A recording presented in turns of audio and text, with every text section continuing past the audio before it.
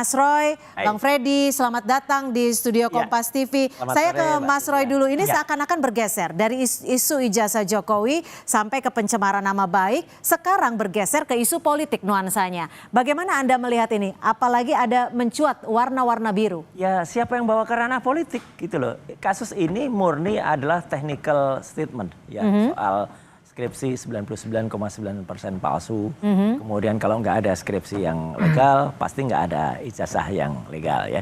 Nah, sekarang kok tiba-tiba saya tahu Jokowi sendiri sebenarnya mengatakan hanya ada sosok orang besar gitu ya.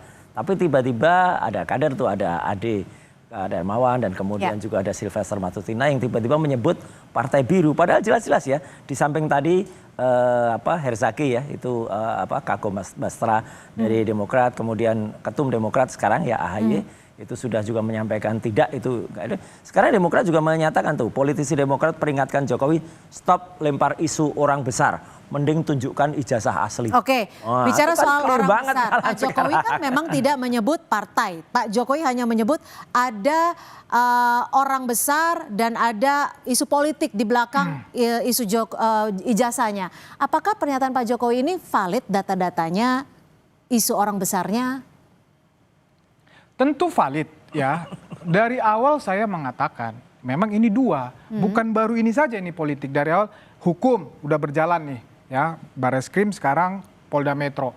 Nah, politik ya ini sejak awal memang beriringan. Hukum selesaikan secara hukum, politik juga harus diselesaikan secara politik. Nah, ini konteks ini Pak Jokowi mengatakan itu orang besar, konteksnya memang politik.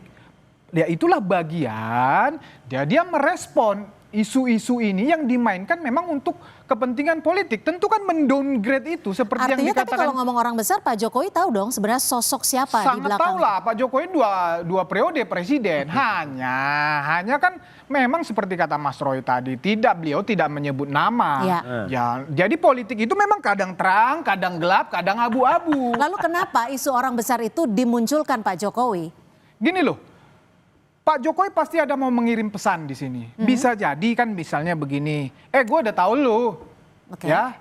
Jadi oke, kita main politik, nggak apa-apa, itu biasa saja. Main politik yang di sini nyerang, mendowngrade, yang di sini menaikkan positif lagi, biasa aja seperti itu. Jadi bukan sesuatu hal yang tabu di dalam politik seperti itu saya bilang tadi, main gelap, main terang, main abu-abu. Ini memang begitu aja ini saya lihat ini gitu loh. Tapi hukum jelas, jalur hukum harus diselesaikan melalui proses hukum agar ada kepastian hukum. Tapi kalau politik, percayalah, isu-isu seperti ini ya, mau pemakzulan Gibran, isu ijazah dan banyak isu-isu lain akan seperti ini, akan saling nyerang, saling defense. Tapi Pak Jokowi juga bilang ya, kalau orang sudah banyak yang tahu orang besarnya ini siapa yang dimaksud. Blunder tapi itu.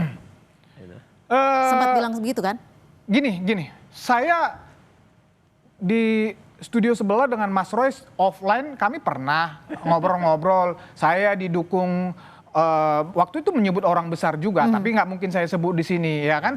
Jadi ya seperti saya bilang tadi, baik kepentingan 2029 orang yang tidak suka Pak Jokowi ini bisa menyatu di satu titik. Itu nggak ada yang tabu di situ. Kalau Mas Freddy dan kelompoknya mungkin didukung, Pak. Tapi kalau saya, Dr. Tifa, Dr. Resmond, itu tidak ada politik atau orang-orang besar di belakang. Kami semua independen, kami semua berjalan sendiri. Jadi tidak ada yang menggerakkan, tidak ada yang mendakwa, tidak ada yang menyokong sama sekali. Anda dan teman-teman. Silahkan kalau mau diperiksa ya rekeningnya atau mau diperiksa semua apa.